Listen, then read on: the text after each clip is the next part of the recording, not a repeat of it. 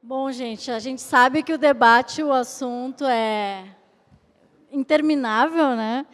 E por uma questão de horário é que a gente vai ter que manter, né, o nosso segundo painel, então, com os nossos palestrantes, os professores Paul J. Booth e o professor Bruno Campanella, que eu já vou ler um minutinho aqui as bios, enquanto os meninos vão conectando aí. Então, o professor Paul Booth é professor na DePaul University em Chicago, nos Estados Unidos, autor de várias obras como Digital Fandom 2.0, Playing Fans, entre outros, é coeditor de livros como Fan Phenomenon Doctor Who e Seeing Fans. Então, ele está como supervisor do doutorado de sanduíche da Giovana Carlos, que é me orientando aqui. E deixa eu ver, cadê o outro aqui? E o professor Bruno Campanella, professor do Departamento de Estudos de Mídia e do Programa de Comunicação da Federal Fluminense, e agora está em pós-doc na London School of Economics, e teve a primeira tese de doutorado sobre fãs em 2011, aqui na área da comunicação. Então, vamos fazendo a conexão aí. Okay. Hi, everyone. I've never been to Brazil before, and I'm not there now, but I kind of feel like I am, so it's really kind of a pleasure to be here. I'm going to pop up a quick PowerPoint, if that's okay. Let me just do this. Point. So you don't have to put it. All right. Can you see the PowerPoint okay? Yeah. I can see. You can see it. Okay, great. Yeah. I'll just keep going, and I'll pretend like you can see it, and I'll be waving at the camera because I think you can see me too. Yeah, now people can see, yeah. Oh, great, okay. Well, thank you so much for having me here. It's really such a pleasure to kind of present some of the work that I've been doing on fan studies, and then kind of an overview of what fan studies has been like over here in the States. And I know that your conference is about fan studies in Brazil, so I'm very interested in hearing some of the connections that that there might be, or some kind of dissonances, or some things that may not be the same. And I'm very interested to talk about that. So I thought today, one of the things that I've been working on in my own research is kind of uncovering whether or not fan studies is a discipline, right? Is it the same thing as history? Is it the same thing as political science? Is it the same thing as physics, right? Is it a discipline that has a kind of methodology, a background in literature, a theoretical, a focus on theory, or is fan studies better described as a multidisciplinary cacophony of different theories and methodologies that don't really hang together, but kind of do hang together? So I'm very interested in this idea of whether or not fan studies is a thing, right? Like, what is this thing that we all do? And when we talk about it, are we talking about the same thing? Like, when I talk about fan studies, is it the same thing that you're talking about with fan studies? So today I thought I'd talk about the discipline of fan studies, kind of talking a little bit about some of the origins of the discipline, at least in the States, some of the common themes that are in the discipline, and then also looking at some of the tensions, the absences, the obstacles, and maybe what the future holds for fan studies, and where fan studies can develop from here, or whether or not we need to think about a dispersal of fan studies, and whether fan studies needs to be in lots of different places, and reaching out to lots of different people. So I think a lot of us, at least in the States and I think in Brazil, identify the beginning of fan studies with Henry Jenkins' Textual Poachers. That this book really catapulted fan studies into the academic literature.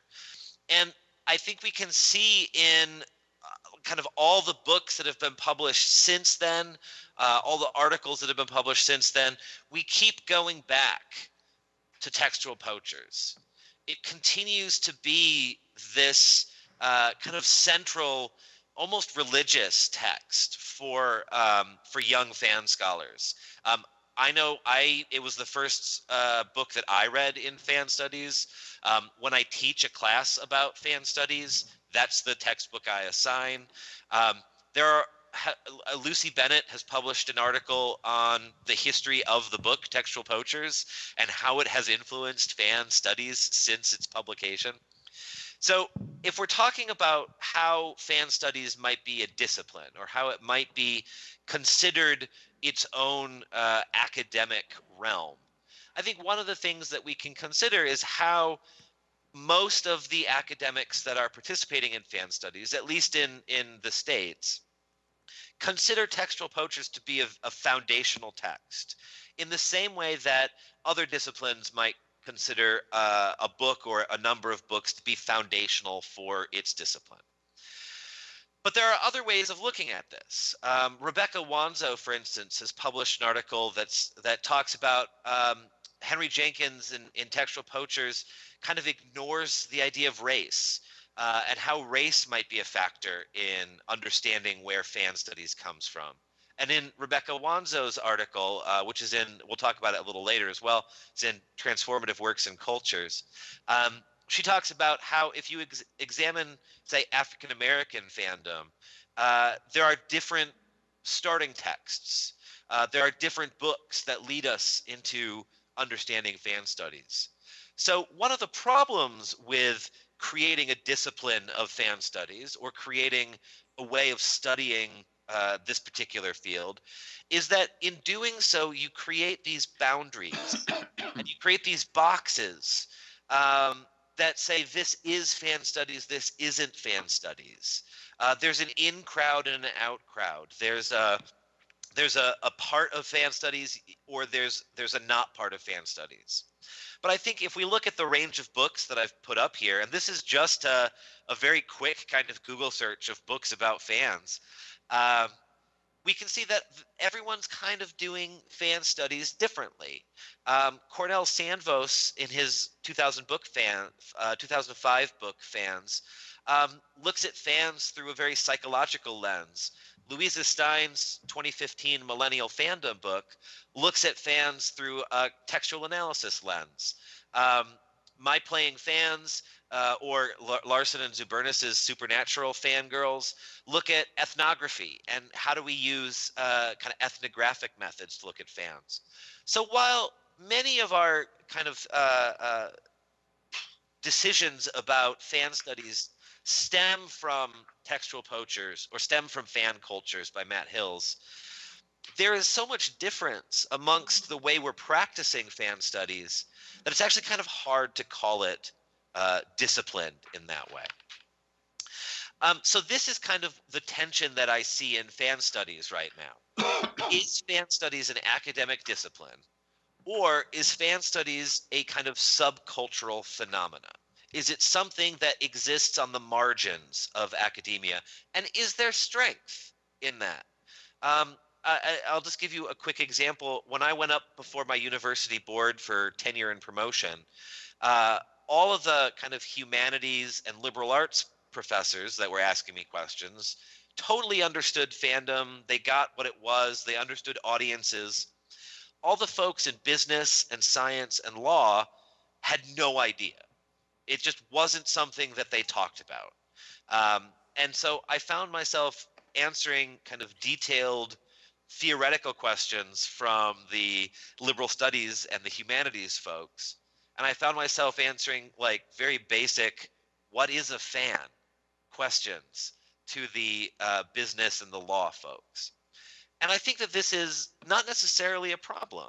I think there's power in remaining at the margins. So, for instance, there's Henry Jenkins in 2012 wrote an introduction to a book about comic studies, about whether or not studies was becoming a discipline. And he said, you know, the thing about disciplining a field, the thing about creating these borders and saying this is what fan studies is, or this is what comic studies is it requires us to answer questions. Who participates? What questions are we going after? What audiences are we studying? What channels are we understanding?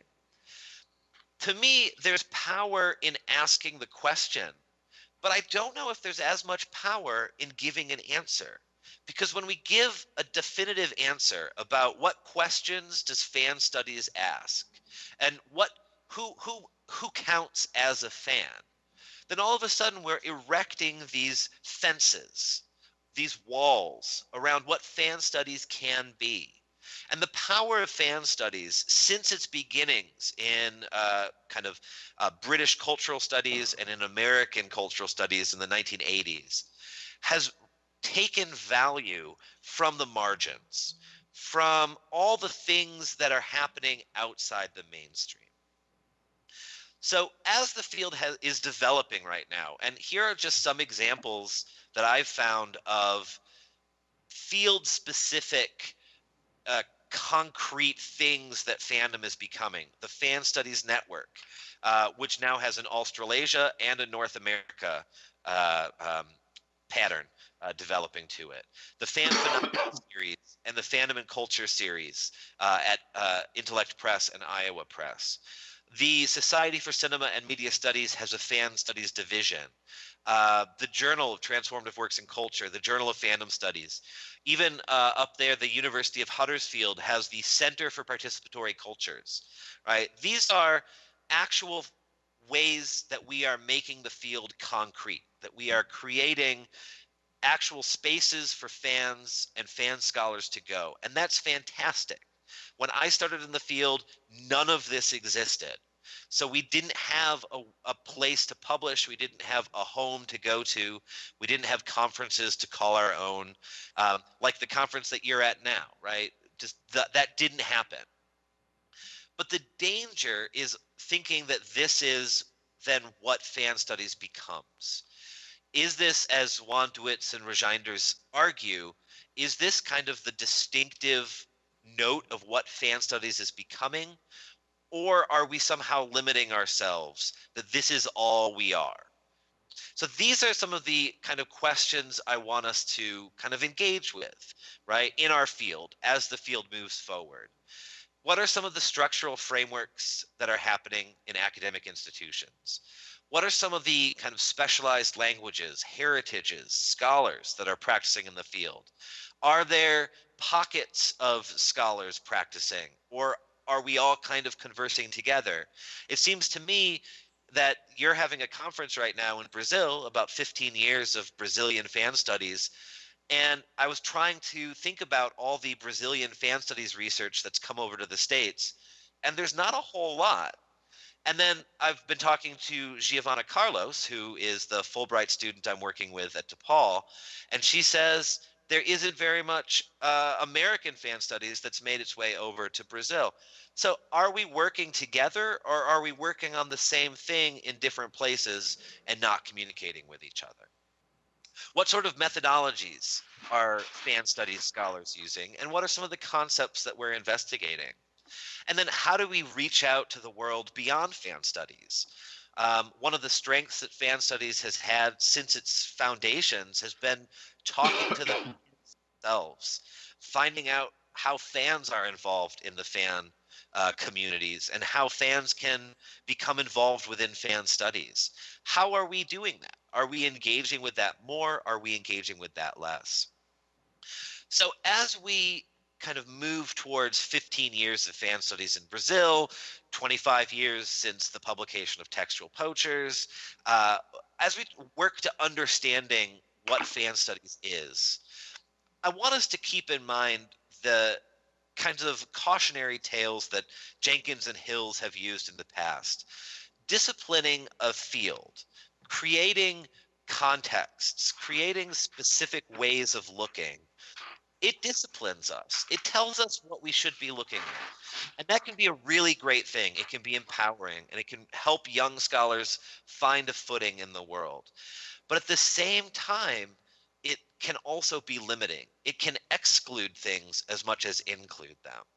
So, for instance, one of the rich strengths that fan studies has really drawn from is an interdisciplinary research from media studies, sociology, psychology, ethnography, history, cultural studies, African American studies, women's studies.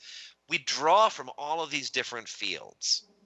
And if we discipline fan studies as a field, do we run the risk of excluding someone that might have important information, that might have important areas for us to develop? At DePaul, where I teach, we've started a fandom, cult media, and subcultural studies minor. And even in creating this minor, we had to draw from fields outside of fan studies, right? The field itself draws from a multidisciplinary spectrum. And I wonder, if we start to discipline fan studies, if we start to say this is what fan studies is, do we run the risk of losing that? So kind of one of the final things I want to talk about in the last few minutes that I have is some of the tensions and themes moving forward. As fan studies has developed, it's at a very interesting time because fandom itself is becoming more mainstream. Certainly here in the States, fans are no longer considered quite as weird as they used to be. Fan conventions are attracting hundreds of thousands of people. Fan studies is becoming more popular at universities. I've just even noticed this. I've been at DePaul for about 10 years. And when I started, everyone wore sports team shirts. And now everyone's wearing like Game of Thrones shirts. Like being a fan has now become cool. Does that change what we study? If fan studies has always been about studying what's at the margins, but now fandom is becoming mainstream, do we now need to change the focus of what we're studying? There's also an interesting development in another line of research that I'm doing. I'm looking at how people are becoming fans of fandom. So I recently wrote a book on Super Wholock, right? The combination of Sherlock, Doctor Who, and Supernatural, which doesn't exist.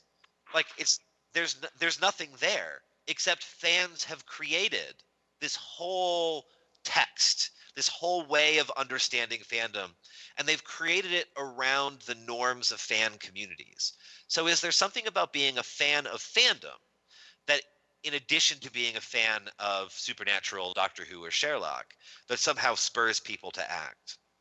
And I think another avenue that fan studies, attention that we can look at moving forward is what I've called protective fandom or divisive fandom or diverse fandom. This idea of people that feel so protective about their favorite text, their media object, that they don't want to let other people in. In the States, we've had the Gamergate phenomenon, and I don't know if that's something that has really hit Brazil very much. But this idea that video games, by becoming more inclusive, there's a small subset of white male gamers who are wanting to exclude everyone else. And we've also seen it in science fiction fandom, and we see it, say, with like the new female Doctor in Doctor Who. There are these kind of pockets of privileged fans that want to protect what they think is theirs. And that sort of negative fandom is not something that we've talked about very much. So I'm running kind of short on time, but I do want to say here a couple of obstacles or absences in fan studies that maybe are being worked on in other areas, but this is what I've observed in kind of the States. There's still an absence of research on race and fandom. The Rebecca Wanzo article that I mentioned earlier is really one of the first articles to come out in the States about race and fandom that kind of tie those two very specifically together. Also, issues of transcultural fandom. So Bertha Chin and Lori Hitchcock Morimoto wrote this great piece in 2013 about understanding fandom that crosses national and cultural borders. And there hasn't been a huge amount of work on that. And I think that's something certainly that Brazilian scholars and scholars from the United States can work on together to kind of develop themes and ideas about cross-cultural interpretations of fandom. And then I also think there's an absence of kind of fandom of not cultish things. There's lots of studies of Star Trek. There's lots of studies of Doctor Who. I'm guilty of both of those. But are there studies of popular literature? Are there studies of romance novels? And I know Giovanna's working on that. Are there studies of mainstream television, soap operas, right? Things that have a large audience. We're used to studying the cult. We're used to studying the niche.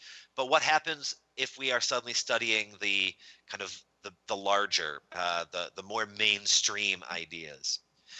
So these are some of the kind of questions, the ideas that I've been wrestling with in my own research.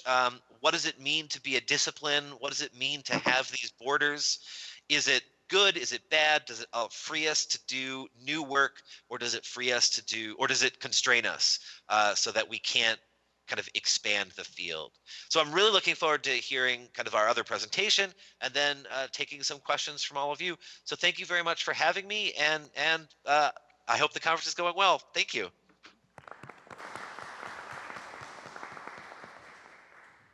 Ok, Bruno. Tudo bem, Adriana? Tudo bem, pessoal? Tudo bem. Bom, eu queria agradecer, né, a Adriana pelo convite de estar aqui, de poder, enfim, fazer essa fala. Na verdade, essa fala, a Adriana me deu bastante liberdade, enfim, para preparar, que é o melhor tipo, na verdade, de convite, né, que você não tem obrigação de apresentar uma questão especial, etc. Quer dizer, você pode fazer uma coisa bem aberta. E a ideia, o meu objetivo, quer dizer, hoje, quando eu preparei mais ou menos o que eu iria falar, é fazer algo assim, que na verdade é quase um pouco complementar ao que o Paul falou. Quer dizer, ele falou um pouco da perspectiva sobre a origem dos fãs nos Estados Unidos, que na verdade, não, a origem da pesquisa dos fãs nos Estados Unidos, que a gente pode dizer, né, a origem da pesquisa no Ocidente, de modo geral, né, Henry Jenkins aí absolutamente influente no mundo todo, né, esses trabalhos dele, não só Textual Poachers, mas todos os outros que ele, né, produziu posteriormente, mas, na verdade, complementar, porque eu vou falar um pouco do Brasil, mas, na verdade, sobre a minha perspectiva. Eu acho que falar sobre cultura fã é falar um pouco sobre a sua própria experiência, né, com o que você está trabalhando, né? Como é que o fã afeta, enfim, a pessoa que está consumindo, ou, nesse caso, o pesquisador. Então, eu vou falar sobre um ponto de vista muito pessoal, que talvez seja diferente da Adriana e de outras pessoas aí, sobre como eu vejo questões interessantes que trabalhos sobre fãs podem trazer. E, enfim, entremear isso um pouco, algumas coisas que eu fiz. Quer dizer, o meu objetivo não é falar sobre minhas pesquisas atuais sobre fã, mas falar um pouco sobre, assim, ao falar um pouco sobre pesquisa de fã, atravessar isso um pouco com algumas experiências minhas. I was just saying that basically what I want to do is to talk a little bit about fun studies in Brazil through a personal perspective that I'm, trying to give. I mean, from my own experience in dealing with fun studies and so forth. Bom, primeira pergunta, quer dizer, por que eu acho importante pesquisar objetos ligados à cultura fã? Essas são perguntas que a gente, né, enfim, eu acho absolutamente válidas, importantes de serem feitas. Eu acho que a primeira questão, o primeiro motivo que eu diria que é importante, que legitima, justifica a gente se dedicar aos estudos, né, de cultura fã, simplesmente se resume porque as pessoas se importam com esses objetos. As pessoas se importam, né, com filmes, séries de televisão, livros e assim por diante. Então, isso em si já é motivo suficiente, né? O Neil Postman tem uma frase, quando ele fala sobre televisão, que ele diz: a coisa mais importante sobre televisão é que as pessoas assistem televisão. Eu acho que isso a gente pode traduzir um pouco também para estudos sobre fãs. Quer dizer, I was just talking that Neil Postman has a sentence that he says that the most important thing about television is that people watch it. And I was trying to relate it to fan studies. I mean, why we should investigate fan culture, because people, People are fans. People are fans, exactly. It matters to them. That's the most important reason. Mas também o estudo, né, da produção, circulação e consumo de produtos ligados, né, à cultura pop, ou, se a gente quiser, a cultura massiva, pode dizer muito sobre, enfim, diferentes esferas aí do nosso mundo, eu acho, né? A gente pode falar na esfera da sociedade, se você quiser dizer, ou seja, o funcionamento, estudar sobre esses produtos, né, que os fãs, ou sobre a cultura fã, ou sobre produtos que os fãs estão consumindo. Eles falam sobre o funcionamento da cadeia produtiva de bens culturais, né, sobre a influência da materialidade dos meios de comunicação, né, sobre características dos códigos morais, digamos assim, dos grupos sociais que a gente está estudando. A gente aprende sobre especificidades culturais, quer dizer, se a gente imagina que o mesmo produto ele é consumido de diferentes maneiras em diferentes países, né? Então existem especificidades culturais que a gente aprende, né, sobre elas. E eu falei sobre a esfera da sociedade, e existe na esfera do indivíduo também. Quando a gente esse tipo de estudo sobre, enfim, produtos fãs ou práticas fandom, produtos de cultura pop, enfim, eles ajudam a gente a pensar sobre essa perspectiva do indivíduo também, ou seja, pensar sobre os sentimentos capazes de afetar o indivíduo, sobre elementos que influenciam na formação de identidade, práticas capazes de produzir emoção, né?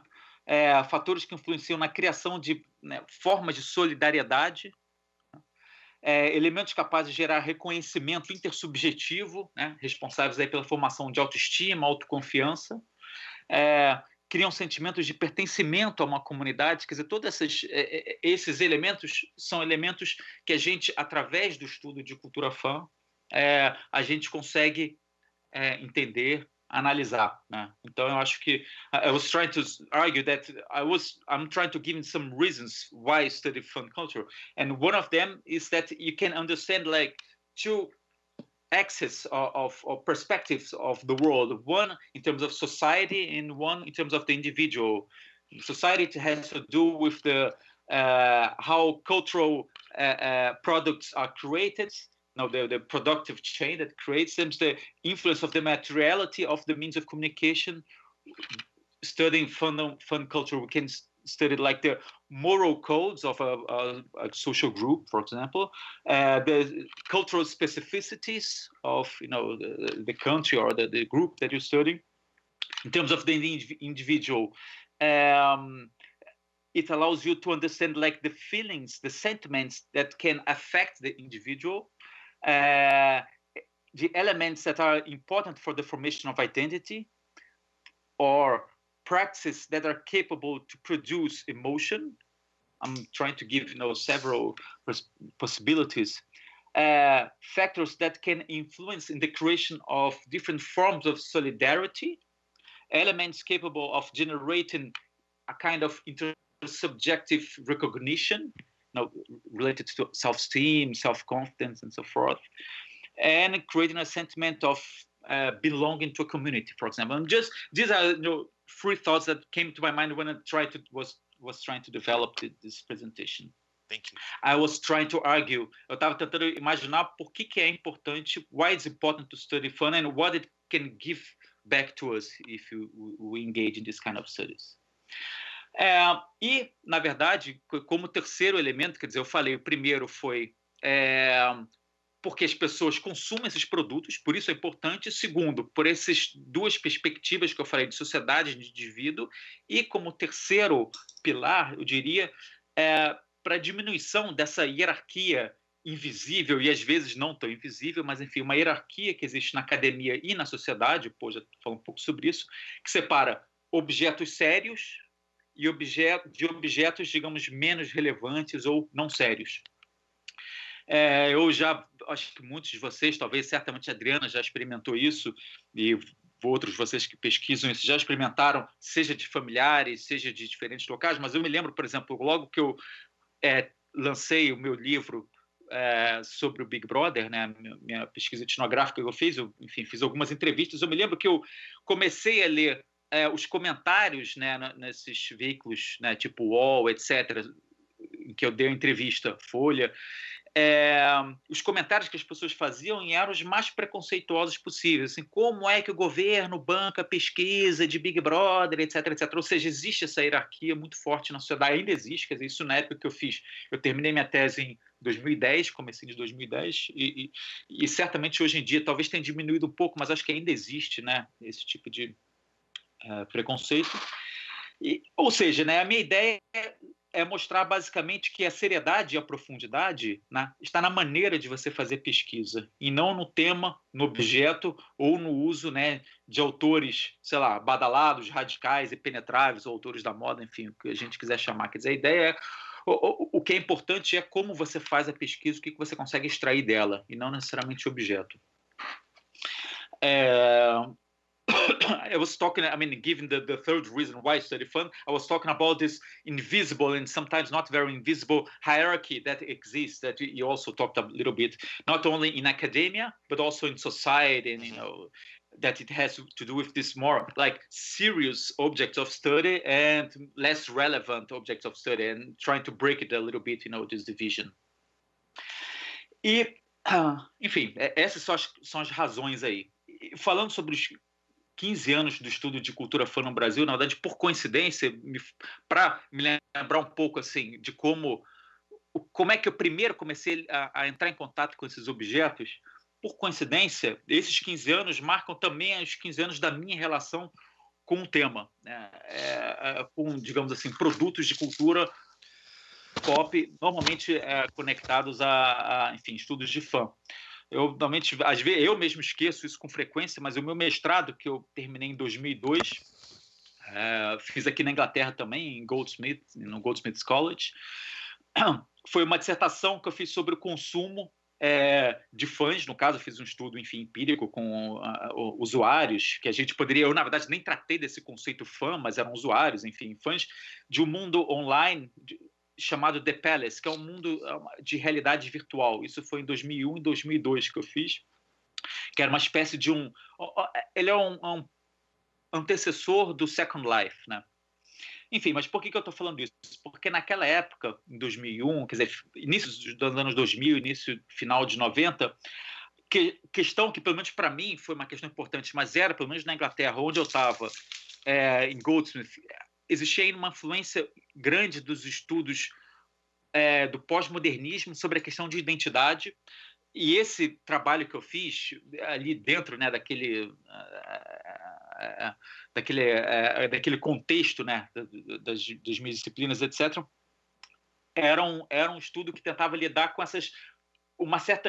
uma percepção que existia na época, que hoje em dia já bastante desatualizada, enfim, já superada, mas que existia na época, sobre a possibilidade de formação de novas identidades online que se contrapunham a uma identidade offline.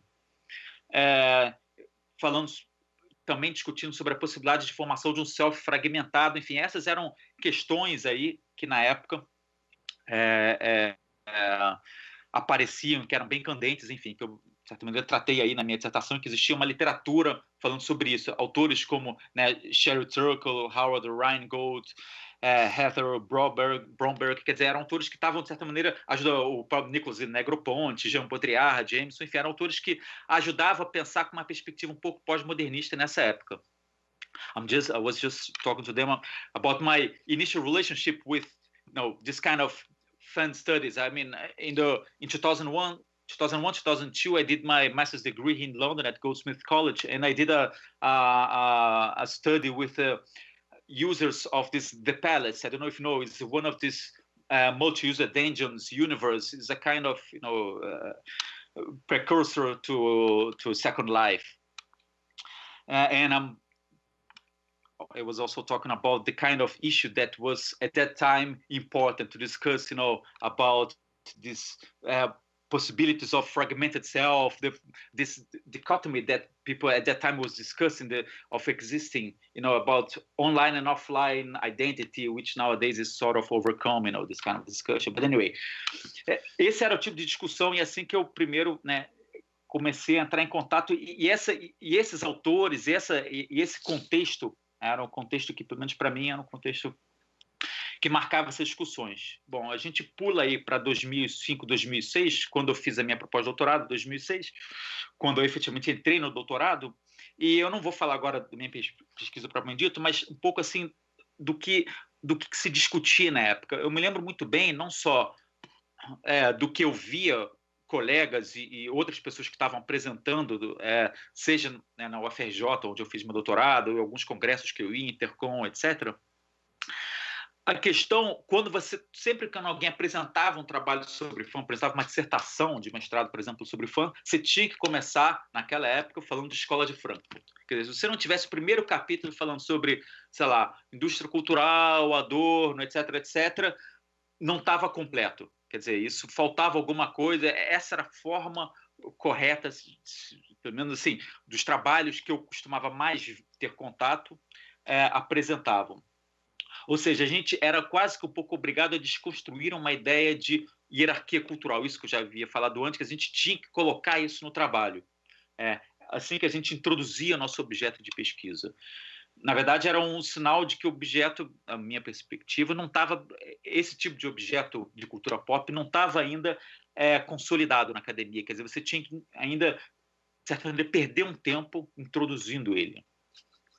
I was just mentioning when I started studying in Brazil, when I did my PhD, I made my proposal in 2005 and I started in 2006. I did an ethnographic work of the fans of the Brazilian Big Brother. But at that moment, I mean, most of the researchers I was getting in contact with, of my fellow Brazilian students, they would always have to start their dissertations talking about the Frankfurt School, Adorno, cultural industry, which of course, I mean, it's related to the discussion, but it was almost like we'll have to, first talk about it. Always the first chapter will be dedicated to this kind of discussion. Then we could start talking about our object. Mm-hmm. And it's something that is also overcome from my understanding. I mean, I don't see this kind of discussion anymore. Quer dizer, esse tipo de obrigação eu não vejo mais hoje em dia. O que eu também percebia na época que a grande questão, para a gente que estudava, esse tipo de objeto, era consolidar, o estudo de fãs na comunicação. Quer dizer, a gente tinha que mostrar que existiam muitos objetos que eram objetos que mereciam ser analisados. Isso, enfim, é uma memória que eu fui tentando trazer nesses dias, uma memória sentimental. Não sei se a Adriana talvez possa dizer, ela que tem mais experiência no Brasil de estudos de fãs do que eu, mas esse é o meu sentimento, assim, minha lembrança, de como via os trabalhos que trabalhavam. Mais para frente, quer dizer, alguns anos depois, especialmente, e aí eu acho que foi um marco no Brasil, pelo menos na minha perspectiva, a publicação do Cultura da Convergência do Jenkins em 2008. Eu acho que, de certa maneira, esse livro, embora a gente já tinha acesso, eventualmente, aos livros do Jenkins publicados em inglês, etc., mas aí realmente popularizou. Quer dizer, essa discussão, especialmente a perspectiva do Jenkins, ela se tornou uma perspectiva bastante mais universalizada e ela atraiu muito mais pesquisa para essa área. E esses trabalhos também, de novo, isso não é um trabalho científico que eu estou apresentando dados científicos, isso é uma coisa baseada nos meus sentimentos. É que muitos desses trabalhos, a partir de 2008, 2009, eles tinham como...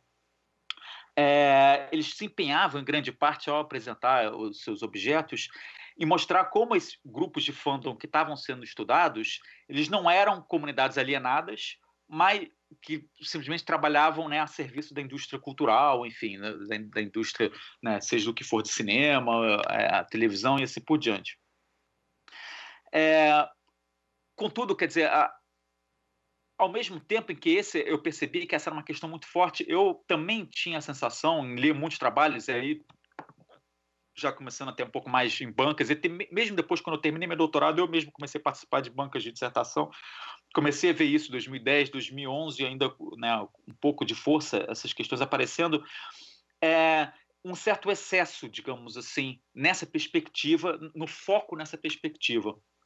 Ou seja, termos como inteligência coletiva, convergência, participação, etc., eram usados quase que livremente e de maneira um pouco acrítica, mostrando como se o FAM fosse uma espécie de um bastião da luta contra, né, o capitalismo, contra interesses econômicos, etc.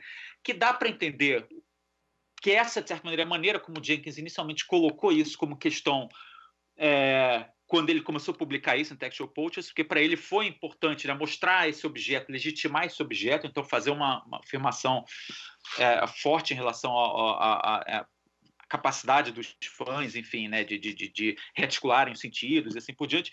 Mas eu tenho e aqui no Brasil talvez tenha tido também um contexto parecido, mas particularmente eu acho que alguns trabalhos eles avançavam um pouco demais nessa discussão. O próprio Jenkins ele dava um pouco de margem para esse tipo de perspectiva, uma vez que ele fazia, né, afirmações nesse trabalho, nesse livro especial, né, traduzido, Cultura e Convergência, que exagerava, pelo menos na minha maneira de ver, o potencial de transformação política, né, do ativismo fã e da atividade do fã. I was just talking to them that one of the moments that I started to see a different transformation was in 2008 when Convergence Culture was published in Brazil by Jenkins, and then this kind of discussion was sort of universalized here in Brazil. I mean, not here, but there in Brazil. But then I saw lots of works in Brazil really trying to show and making a big effort, sometimes, you know, going a bit too far in stating that these communities were not, just making the point that these fan communities were not alienated, they were not working, you know, for the cultural industries, that they were like champions against capitalism interests and so forth, which, you know, in some respects, I believe that it was a bit too much. And I think that somehow Jenkins had to do with this kind of perspective that people were taking in Brazil because of the importance he saw in the way he put this kind of discussion in the first place in the United States. But that was in the beginning, in the first years, I believe, in Brazil. I think that we overcame this stage of having, you know, words like collective intelligence, convergence, participation, it was given too much importance, and especially in terms of political transformation. That's the impression I have in the first years here. 2008, 2010, 2011. Bom, na verdade, o próprio Jenkins, hoje em dia, ele mesmo admite que ele talvez tenha sido um pouco exagerado nessa discussão. Tem um livro bem interessante, mais recente dele, By All Means Necessary, The New Youth Activism, é um livro, enfim, de alguns anos atrás, bem mais recente, que ele já traz análises bem mais robustas, né, de inúmeros casos de ativismo juvenil, que ele mostra, né, de maneira, ao meu ver, assim, um pouco mais sóbria e consistente, né, os potenciais, mas também limitações e riscos, né, do que ele chama de uma política participativa. I was just mentioning this new book, that one of the new books of Jenkins, By All Means Necessary, that he has, I think, a bit more balanced perspective. Very interesting book that he shows the potentialities, but also the limitations and risks of, you know, youth activism and so forth, and in this what he calls participative politics. Bom, falando agora sobre, avançando um pouco, quer dizer, o que na minha maneira de ver, na minha perspectiva, quais são os desafios hoje em dia, né, em estudos de fã, né, no Brasil especificamente? Quer dizer, quais são questões aí que eu acho que a gente tem que se atentar, pelo menos para mim, é o que eu vejo, é o que eu percebo com, enfim, com algumas orientações minhas e que eu me preocupo até com as minhas pesquisas também. Primeiro é a questão de metodologia, né, que tem algumas questões aí metodológicas que se colocam aí. Uma, eu posso dizer, enquanto não um doutorando que tem 4 anos, eu sei que se tem doutorandos aí, eu sei que certamente tem, devem achar que não, a gente não tem tempo para nada, é impossível, etc. Mas tenham certeza de uma coisa: quando vocês virarem professores, e tomara que todos vocês virem, vai ser muito pior. Então, assim, quando a gente é pesquisador e tem que dar aula e tem responsabilidades administrativas, etc., é muito difícil de você ter tempo de você entrar num objeto que você não conhece e explorar e fazer uma etnografia num termo mais assim clássico do termo. Como, por exemplo, eu fiz com o Big Brother. Quando eu fiz com o Big Brother, eu não era um frequentador da comunidade de fãs de Big Brother, eu não era um fã do programa tampouco, eu simplesmente entendi, eu percebi que era um fenômeno interessantíssimo de estudar e depois até realmente me envolvi bastante, virei um grande conhecedor, enfim, né, do programa, das edições passadas, da estrutura, da história dele fora, etc, etc, especialmente da comunidade brasileira, mas isso exigia um trabalho, um esforço. Eu acho que hoje em dia é cada vez mais difícil, especialmente para pesquisadores, que não têm, digamos, ter esse tempo de um doutorado, de pegarem um objeto que não conheçam. O que eu estou querendo dizer com isso? Que cada vez se justifica ou se torna mais, se normaliza mais, digamos assim, a ideia de você fazer observação participante de fenômenos familiares, quer dizer, de você, de fato, estudar objetos que você é fã, para resumir bastante. Eu acho que isso se justifica cada vez mais,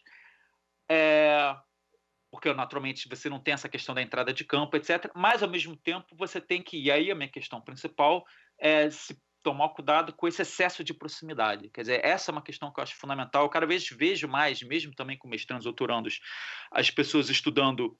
Na verdade, talvez isso sempre tenha sido assim, né? Mas, enfim, de modo geral, isso é um fenômeno aí que já atravessa aí já há bastante tempo. Mas é você ter esse distanciamento e problematizar, que é uma dificuldade que eu tenho com meus orientandos às vezes, de fazer eles darem um passo atrás e eles saírem um pouco, né, desse objeto que eles estão tão imersos e conseguirem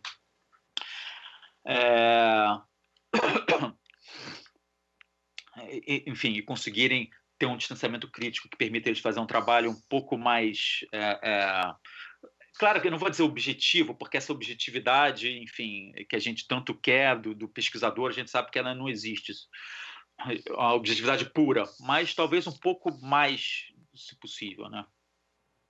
Uma outra questão, I'm trying to talk about what, in my perspective, are the challenges of doing research with fandom nowadays. And one of the things has to do with methodology and the proximity that we have with the objects. I'm just trying to say that for us researchers, like we don't have much time. I mean, especially if you are a lecturer or professor somewhere, I mean, you really don't have time to look for or to study. It's really hard to study an object that you are not familiar with. I mean, usually you study something that you, in your private life, you like anyway. But of course, and this is good, it's not bad. But of course, you have to be careful about, the pitfalls that lay ahead. I mean, you have to be very careful. And I see that also not only with researchers, but also with, younger researchers, not established ones, but younger, masters and PhD. Uma outra questão que eu acho que é um desafio também para todos nós é o uso das redes sociais, né? Como é que a gente vai usar o Facebook e o WhatsApp hoje em dia sem usar os nossos amigos, né, ou nossos contatos como fonte para pesquisa? É uma questão, porque as pessoas querem usar Facebook, eu vejo isso, né, com alunos, enfim, que, vou estudar, mas quem que você usou para o seu Facebook? Eu estudei basicamente os meus contatos.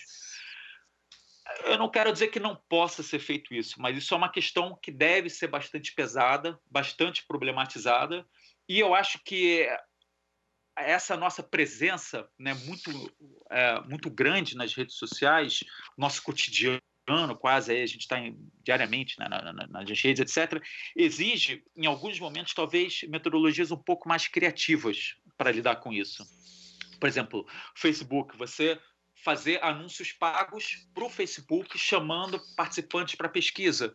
E com isso você define o perfil que você quer de pessoas pesquisadas. Vou dar um exemplo. Eu, praticamente, nunca usei, mas acho interessante. Já vi pesquisadores usarem isso. E você atrai pessoas que têm o perfil que você quer estudar, mas que não necessariamente é o seu primo, seu amigo, seu colega de faculdade, etc., etc.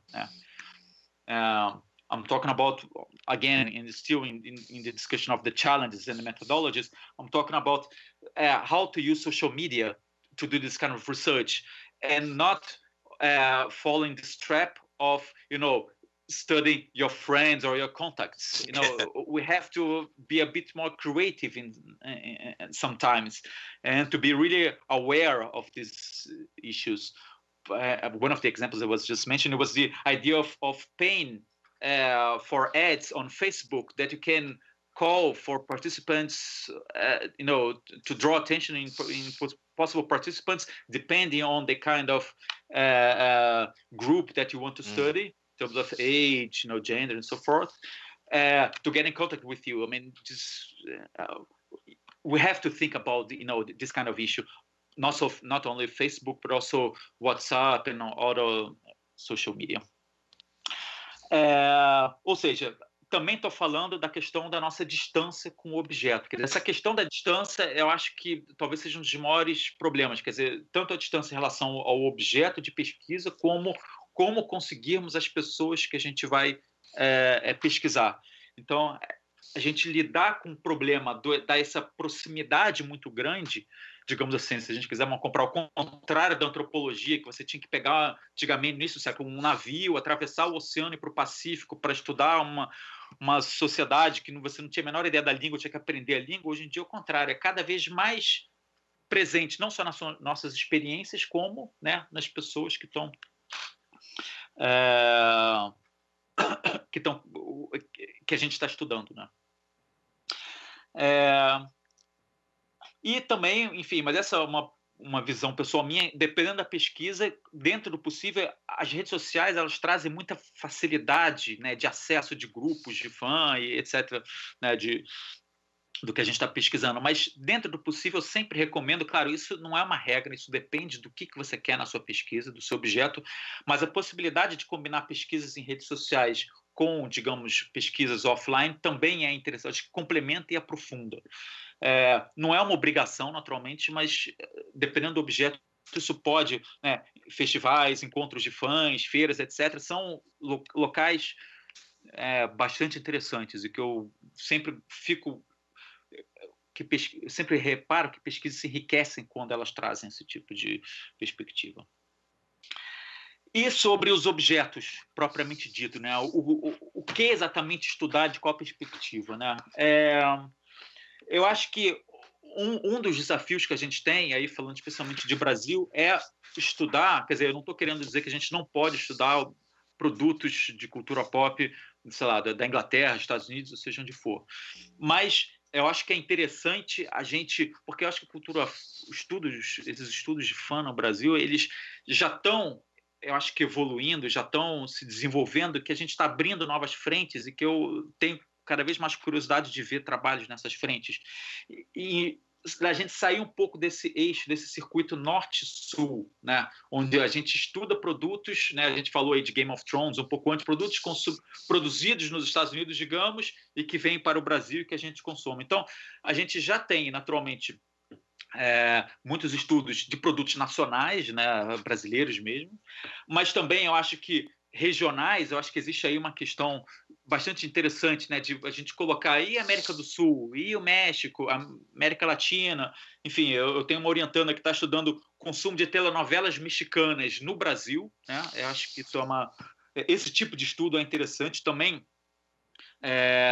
Lá na UF, na minha universidade, aí eu digo não somente por mim, eu até tenho também os orientandos, mas tem outros professores, tem orientandos que estão estudando consumo de produtos asiáticos, especialmente coreanos e japoneses, no Brasil. Eu acho que isso tem uma capacidade incrível de enriquecer as pesquisas, porque assim, é muito diferente como esse produto ele é consumido, né, nos Estados Unidos, na Coreia, por exemplo, K-pop. Como é que K-pop é consumido na Coreia, nos Estados Unidos e no Brasil?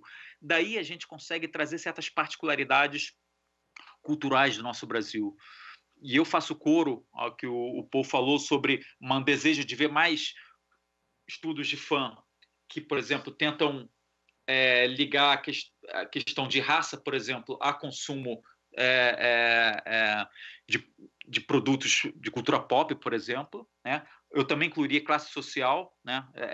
Enfim, eu acho que são aí algumas categorias importantes, interessantes, que a gente pode tentar fortalecer, eu acho, no Brasil. Aí você trying to argue that nowadays what I'm hoping to see more, I mean, we already have, but I'm hoping to see more. It's more kind of research that's not only doing research with fans of, let's say, Game of Thrones or products that are created in the United States or the UK or Europe, but also created in Latin America, in Argentina, in Mexico, in Paraguay, of course, in Brazil, but also in Asia, Korea. Like my university, for example, we have already a couple of researchers that have students making research of the consumption of Korean and Japanese culture in Brazil, which has the capability of bringing very interesting twists to the kind of culture that's being produced there and how it is read in Brazil and consumed. E também, quer dizer, por que não, né, produtos nacionais brasileiros exportados e consumidos em outros países. Isso, particularmente, eu nunca vi, mas eu acho que seria interessante, quer dizer, certamente o clássico seria a telenovela brasileira, como é que ela seria exportada, isso talvez até, acho que tenha, nesse momento não me recordo, mas talvez até já exista isso, o trabalho de telenovela, mas não somente telenovela, mas música brasileira, diferentes gêneros musicais brasileiros, como eles são consumidos em diferentes países, e aí por que não falar, né, dos países de língua portuguesa, por exemplo, enfim, né, como aí uma referência para fazer estudo. E por último, para finalizar, eu sei que eu acho que eu falei um pouco mais do que era, mas é que eu, enfim, tentei fazer aí um pouco essa tradução com o Paul.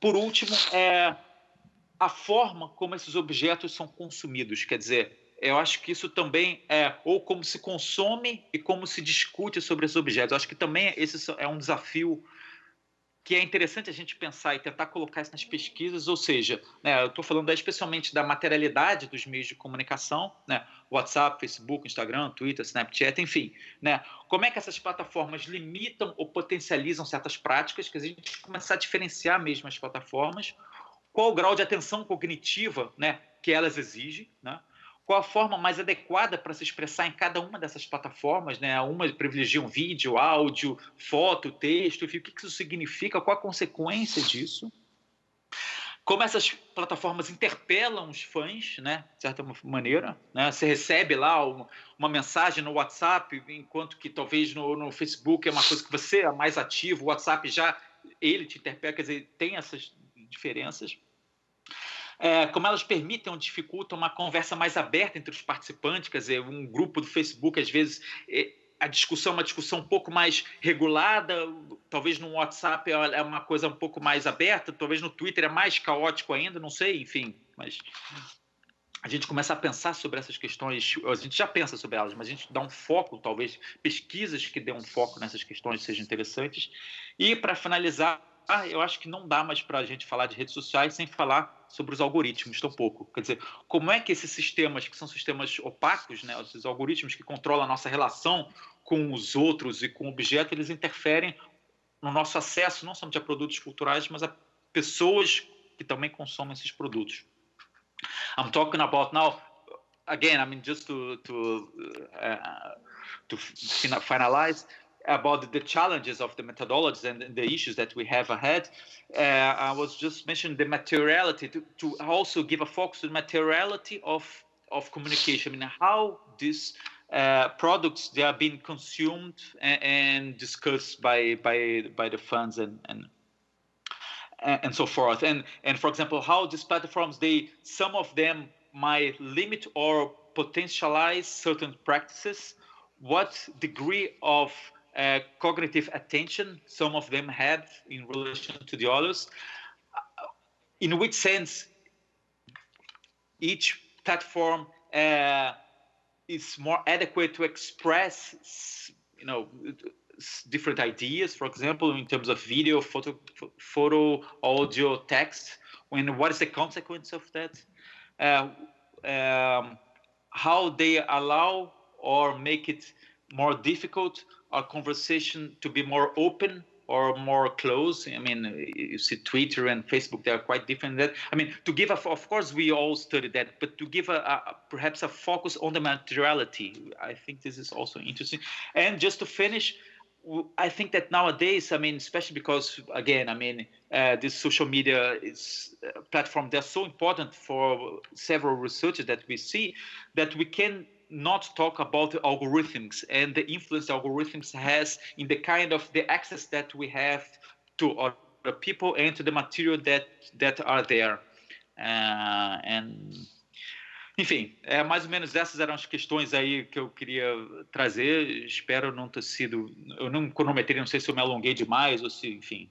Mas esse foi um apanhado geral, digamos assim, que eu pensei para falar sobre esse evento da Adriana aí, maravilhoso de vocês. Obrigado. Ok. Okay, guys, thank you. We don't have much time for questions. I'm sorry, just a few. I will start with one for Paul, but because Bruno already talked about that. But in your opinion, how do you see the main difficulties and challenges for fan studies? And maybe I think one of the problems is that we have these networks, like fan studies networks, etc. But also we are not working in a collective. I know it's difficult from like Latin America, Brazil, and North America, and Asia, and Europe, etc. I don't know. It's just a brief question. Yeah, that's a great question. I think you've kind of tapped into it. One of the major difficulties that I see in fan studies kind of moving forward is communication between groups of scholars. So, for instance, while Bruno's giving his keynote, I'm like, I don't understand it. And like, it's, and that's my fault. And it's the fault of the United States for, not offering language education. But language is a barrier for kind of moving this information back and forth. But also, like, when we create groups like Fan Studies Network, or we create groups like the fan group at SCMS, we're creating these pockets of fans that then start speaking to each other without really speaking outward, I think. So one of the solutions that we might find is kind of bypassing the normal channels that scholars have traditionally used. So one of the positive aspects of not disciplining fan studies is we rely on informal networks. So I've been emailing with someone about like sending them some research, and does my publisher want me to do that? No, of course not. But that's not good for the field. The field needs to spread the research and spread the information.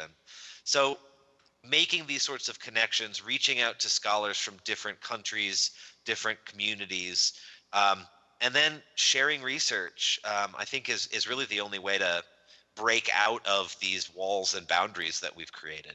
My name is Sarah, and I am a PhD student. And about what Adriana just asked, I want to know, if you as theoretical studies or theoretical academics, what do you think about the theory it's developing in other countries? Not just Brazil, but Australia and Japan and Mexico. What's the difference and the next to the most traditional theory you do? Thank you. I'm really sorry. There was too much echo going on. I couldn't hear the question. I'm sorry. She just asked. I also couldn't hear. She just asked about how do you see the differences between other countries like Japan or Mexico, or as far as you know. Oh, is that a question for me or for Bruno, or for both? For both. Okay. Well, the short answer is I don't. I personally haven't done research in any of the other countries, and that's part of the problem. But my students, what I find are my students who are all now 15 years younger than I am, 10 years younger than I am. are really aware of anime and manga, telenovelas. They are so aware of media from other countries that I didn't have access to when I was growing up.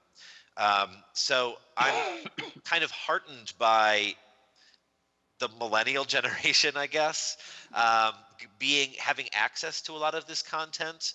But I haven't yet seen that trickle into academia particularly. There's still not very much research, at least in the States, on fan work from other countries.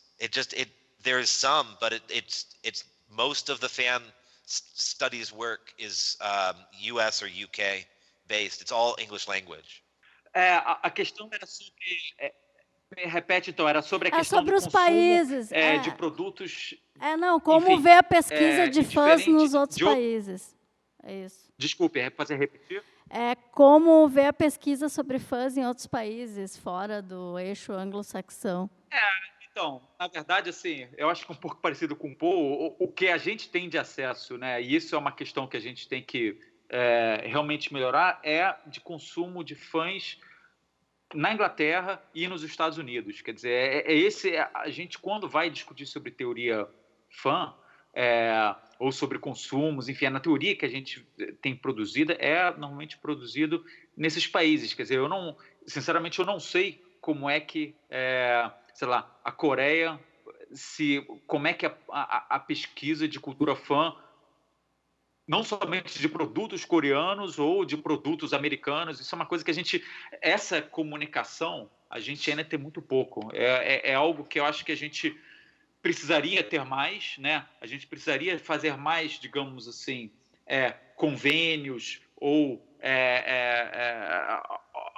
acordos, ou enfim, alguma forma de disseminar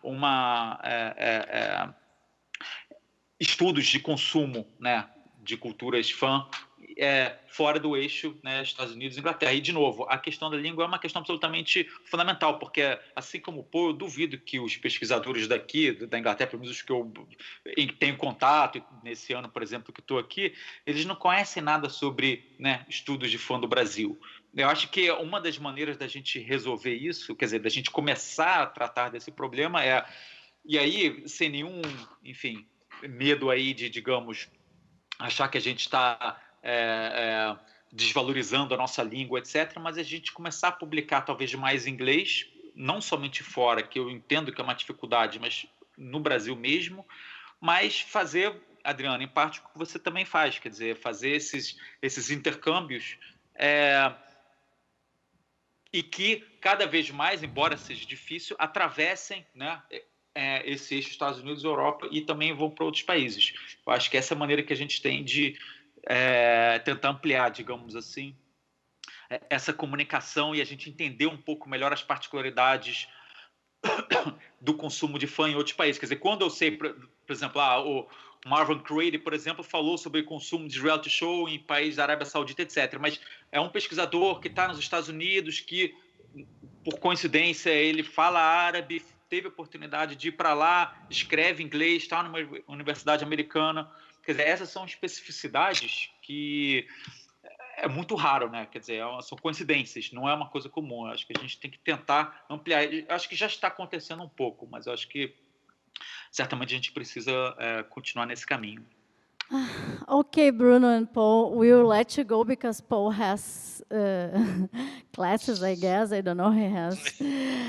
And I thank you very much, guys. And I'm sorry that you cannot be here in Brazil because right now we don't have money with no agency.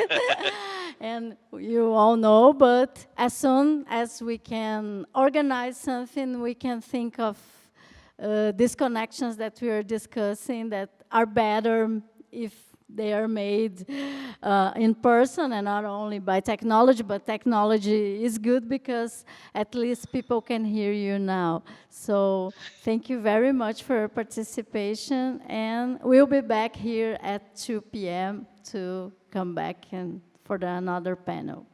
Thank you. Obrigado, Adriana. Thank you. Thank you.